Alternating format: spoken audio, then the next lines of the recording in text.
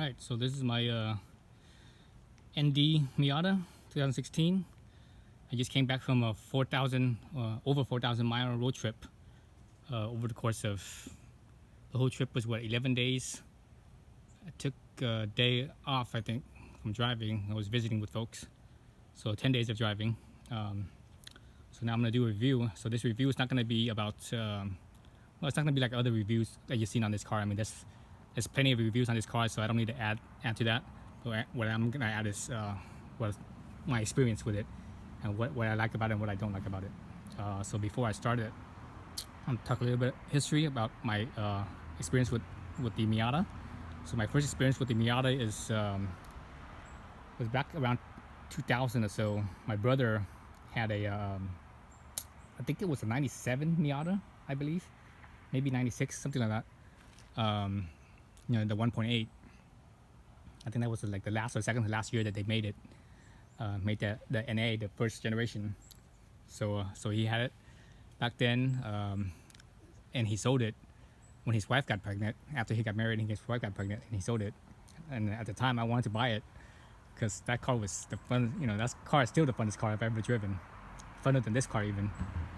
But I was in college at the time, so I could not afford to buy his car off of him. And he didn't buy it new. He actually bought it used. He bought it used off of a bank repo auction at the time, and he got a good deal on it. I can't remember how much he sold it for. I think he sold it in the early 2000s. So he had it for I don't know, 2 or 3 years. Anyways, I couldn't afford it, and ever since I drove that car, I've always wanted a Miata, and finally I could afford one. And this is new, but it's not brand new. It's new to me. I got it with a little bit over 2,000 miles on it, like 2,100 miles on it. The guy bought it. The guy that bought this car, he had every single model Miata that ever came out. He bought every single one. When this one came out, he bought it. But he's pretty tall. He's over 6 feet tall. His head would actually hit the roof. He hit the roof up here. When the roof is up. So he rarely ever drove this. So he had it for like, almost 3 years, 2.5 years. He put, barely over 2,000 miles on it. So he really ever drove it. And for a long time, it actually sat. And you actually see telltale signs of it if you open up like the hood or the door or the trunk or the gas cap cover. You see like caked up dirt just collected on there. That's just from sitting for like, I think he had it sitting for like 2 years without driving it. So anyways, so he put it up on Craigslist, and as soon as I saw it, I was like, holy shit, that thing's like brand new, and is this real? It's one of those too good to be true deals, right? And it was like he knocked. It was a good deal basically. It wasn't a steal, but it was a very good deal, I thought, anyways, in my opinion, anyways. So I called him up, and I'm like, okay, I'll be there. And like, he lives about, I don't know, 45 minutes away, without traffic. With traffic, it's probably double that, but without traffic, it's about 45 minutes away. Called him up, and I go, okay, I'll be there in like 5 minutes. I was like Mr. Wolf. Oh, it takes half an hour. I'll be there in 15 minutes. I was like Mr. Wolf mode right there. So I came over there, looked at it. I was like, okay. I test drove it. I was like, wow, okay. And I checked it over, and it was okay. It looked good to me. So I was like, okay. And it was kind of late in the evening, or not late in the evening, but it was early evening. Banks was closed. So I was like, okay, I'll be back tomorrow with the cash. He was like, okay. So the next day, we did the deal, and it's mine. And I made an appointment with DMV to get it registered under my name. And after I did that, I took off. On this road trip. 4,000+ miles up the West Coast, around the Olympic Peninsula. I spent a day with friends and family in Seattle. Then I took a ferry over to Vancouver Island and drove up Vancouver Island, down that. Then on the way back home, I took the inland route on the eastern side of Oregon and Washington and California into parts of Idaho and Nevada, back into California again. So yeah, over 4,000 miles, and I came to like almost everything. this car is a fantastic car. It's very refined compared to the first generation. I've never driven the second or third generation Miata, so I don't know how those are. But this one is it's just fantastic. It's very sporty, very refined. It's very sharp. This is the club model, right? The club model with the BBS wheels and the Brembo brakes. So it's very refined compared to the NA. Very sporty, a lot more power. So yeah, so it's fantastic. Very fun car to drive. A lot of people, say that the Miata, even the club model, with the Bilstein shocks, a lot of people say that it's not flat enough. When it corners, it leans too much, it rolls too much body roll. I don't think so at all. But my other car, it's a Honda Fit, and that thing rolls like crazy. So if I compare it to a regular car, this thing is very flat. I don't think it leans much at all. I think it's really flat. When it corners, it's perfect for street riding or street driving. Excuse me, street riding. Now I'm a bike guy. I'm not a car person, so I'm a motorcycle person. So I was doing motorbikes. Anyways, so it rides fantastic. The shocks feel good. It's real sporty. But at the same time, it has just enough give that it's comfortable. It's not harsh feeling. If I compare this to say my Fit, the Fit, even though it's a softer ride and everything is softer, steering and suspension and everything, it feels softer, but it actually rides more rough, a little bit more bumpy feeling, and I think that has to do with the shocks, possibly the structure of the chassis too. Maybe this is a more rigid chassis, potentially. Definitely, handles way better. So let's start out with the exterior. It looks fantastic. I already made a big old ding. I was behind a logging truck, and something flew out, neither above it or. You see that big old ding right here, and it doesn't have a. It looks like it has a crease, but it actually doesn't. I don't think it does. So I think this, there's on the backside. There's like a big bar here, so you can't really access the backside of this. So I had to get this fixed. The paintless method, where they use like little hammers and they tap around here, and they use like little rollers rolling around, and possibly some ice and hot, and possibly even a suction cup, whatever, to pop this back out. I just washed it, so it's still a little water here and there. Still a little bit of bug spray everywhere, and I have some new paint chips here and a couple places, actually several places. I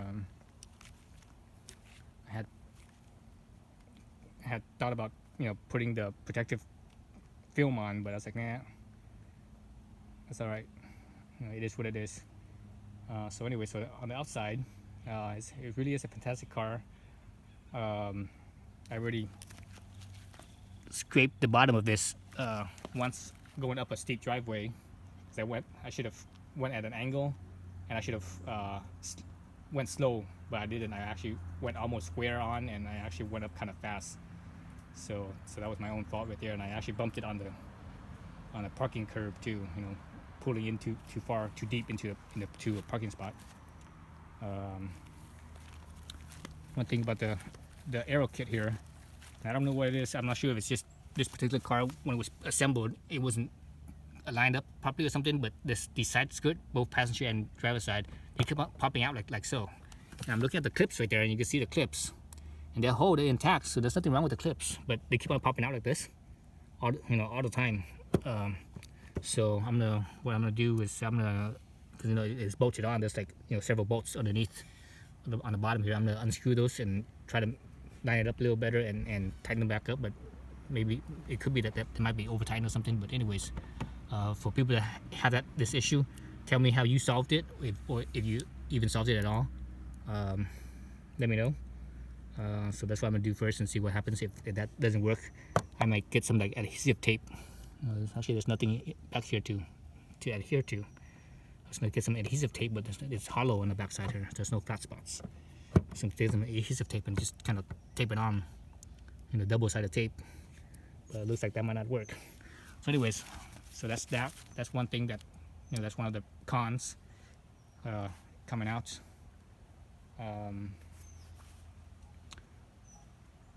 The rest of the car looks real good. I put it on this dummy antenna because it looks a lot better than the stock, wire antenna. I don't like the fact that they have a, the radio antenna here and the GPS antenna. They should have integrated those two into one instead of having two separate antennas. So visually, that's a critique, of this car. The rest of it's real nice. The rack top, it's works really well. Coming on and off, it works really well. I think outside wise, I think I don't have any real issues with anything, except for those side skirts, the aero kit. The rest of it is real nice. I like it. Inside, let's go inside.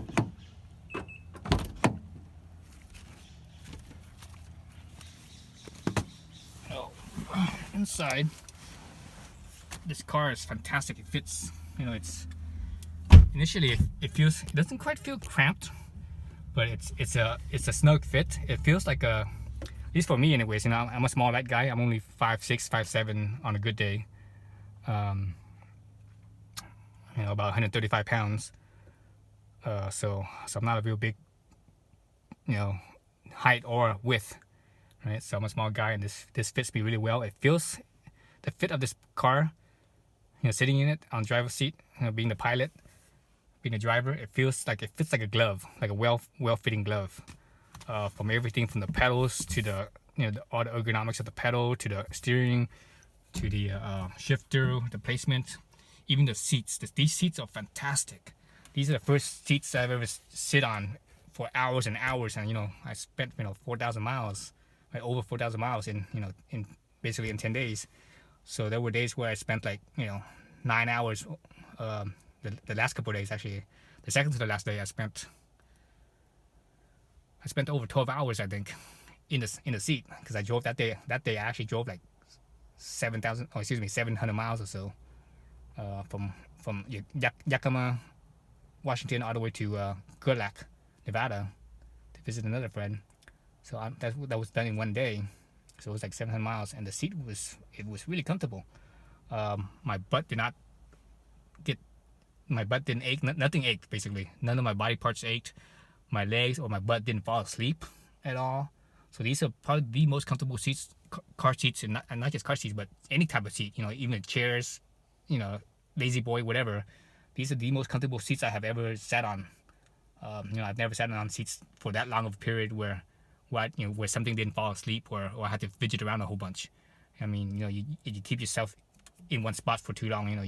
You do need some circulation in your extremities and such. So all I had to do is just move my leg, a few degrees here, a few degrees there, bend my knee a little bit. Have it on cruise control, take the foot off the pedal a little bit. That's all that was needed, and I stayed comfortable. So the design of these seats, the ergonomics is fantastic.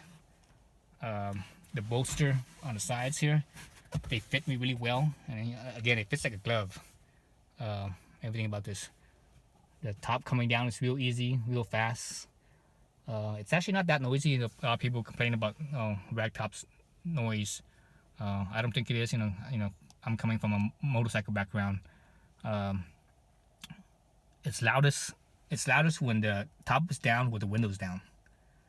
Then second loudest with the top up and windows down. Then obviously third loudest is with the top down, windows up. Then top up and window up is the quietest. But the sound is different though. When the top's up and windows up, it's kind of like an echo chamber in here. So you hear more road noise. You hear less wind noise, but you hear more road noise. So like I said, it sort of becomes an echo chamber. But when the top's down and the windows up, you hardly hear much road noise. It's a little bit more road noise, but it's actually not that much more. So it's still pretty quiet. So if I compare it to, say, riding a motorcycle with a helmet on, if I have just riding a motorcycle with a helmet on, that's way noisier. This even with the windows down and the top down, the noise doesn't even come close to how loud a motorcycle is. Now, if I had a motorcycle on with earplugs in, then that would probably be equivalent to how loud this car is with, say, let's see, if the top's up, oh excuse me, if the top's down and the windows are down, that's probably a little bit louder than, just a tiny bit louder than on my motorcycle with earplugs on. But all the other condition, I would say it's actually quieter than having even earplugs on a motorcycle. Maybe it's about equivalent to having the top up but with the windows down. It's probably how noisy the you know wearing riding a motorcycle with earplugs is. Let's see. So ergonomics is fantastic. The handling, everything it feels really good. This car is surprisingly easy to drive, and the ergonomics is so good. For the most part, the cars I had in the past, or the couple cars I had in the past, anyways. Because I don't count. Let's not count my trucks. We just say car wise. I've never had a sports car before. I just had a Econobox Honda Fit and I had a Scion XB, the first gen XB, that's shoebox shaped one, and I had so that's a Toyota, and I had what was it, Acura, early '90s Acura Integra. So that was also an economy car as well, sporty economy car, but still economy car. And Hondas, they always have very good ergonomics as far as fit goes. But this car, the ergonomics just blows everything out of the water. Like I was like, I as soon as I start driving it, it felt almost natural. It felt like almost instinctive. That really blew me away, because Hondas are known for having great ergonomics, more so than all the other car companies. But this car here, the ergonomics just blew me away. It felt so natural, so instinctive.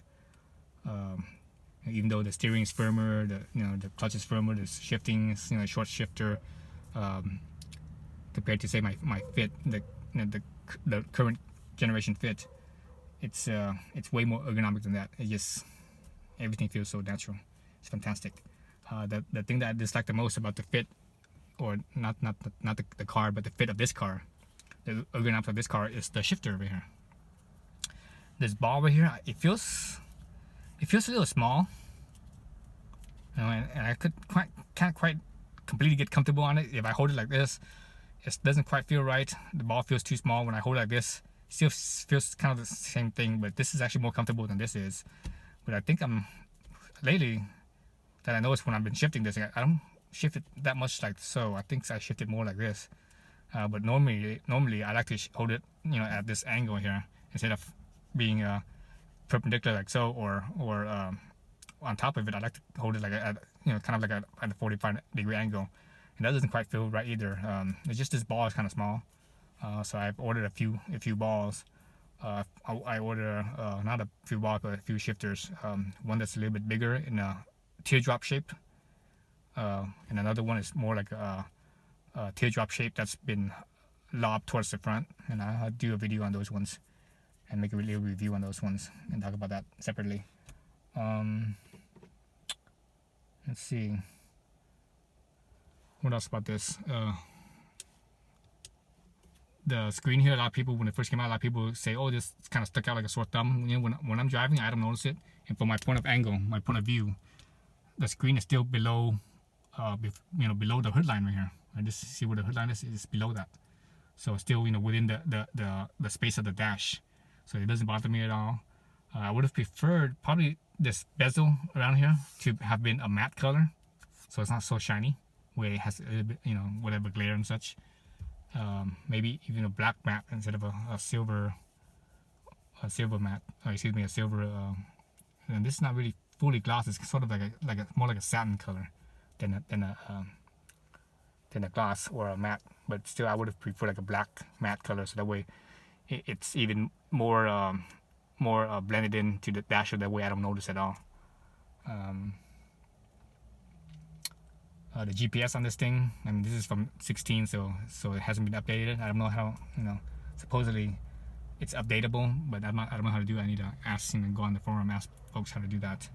But the GPS, there were some spaces where the GPS was not right, like for example, or there was a conflict between what the verbal command was saying versus what the screen was saying. Like the screen was like there was a spot in Seattle. I think it was I-5 onto the 405. Um, 405 was, I can't remember, going north. I can't remember if it was left or right to get onto the 405. But and the map was showing the the map here was showing what the road is the actual what the road is, but the verbal command had said the other thing, and instead of right, it might have said left or whatever, whatever the opposite was. So there was a couple spots that was like that where it was slightly off. So I'm not sure if the updated model or updated software fixes that or not. The cup holders do a little bit, not so bad, because I'm not very tall, so my seat is not slid all the way back. If I was taller, my seat would slid all the way back. The cup holders would definitely bother me, but where it is, it doesn't really bother me, and it definitely doesn't bother me when I'm shifting. So my hand is on the shifter right now. I have plenty of space, but if my hand is on the control knob for the infotainment system, it definitely hits the cup holders. Let's see, what else about this car? Not much negative at all. Just a little things here and there that's really not that significant. But the car really is. It drives fantastic. It's such a fun car. It's like, wow. So I had a blast on this 4,000-mile trip. So yeah, that was fun. Inside the car, I can't think of anything negative to say about it, really. Not truly negative, stuff like this and the side stuff like this and the shifter knob and the side skirt. Those are just kind of nitpicking type stuff. The fundamental, the foundation of the car is, it doesn't really have any flaws. I think it's like the most perfect sports car made to date, I believe. There's lots of, when I say the most perfect sports car, I'm not talking about the highest performance sports car or anything like that, but just the fun factor and of it, being a street vehicle. Yeah, I don't think nothing beats it. What a fantastic car. So this is definitely a keeper. I'm gonna keep this until the wheels fall off, or what I really like is I really want the Miata with the Skyactiv X engine. So when that comes out, Miata with Skyactiv engine and the hardtop, that's when I might consider buying replacing this, basically, because this is going to be the car, and I'm going to drive this thing till the wheels fall off. At least until that Miata, that if they ever come out with the Skyactiv X on the Miata, and me wanting the hardtop as well. The soft top's cool. I never driven the hardtop, so I shouldn't say that far ahead. But maybe I should drive the hardtop just to see how it is. But I do use, I don't, when the sun's up between, at least in the summertime anyway. Right now we're just past the solstice. Between 9 in the morning and 6 in the evening, I leave the top up because I don't want to be getting blasted by the sun. It's too damn hot here in California. But past 6 o'clock and before 9 o'clock, I definitely have the top down. Yeah, what a fantastic car. Oof, let's see what else about this thing. I can't think of anything really bad to say about it. It's just a wonderful vehicle. Alright, sorry for the long-winded post. This is one of my longer posts here. So anyways, that's about it. Thanks for watching.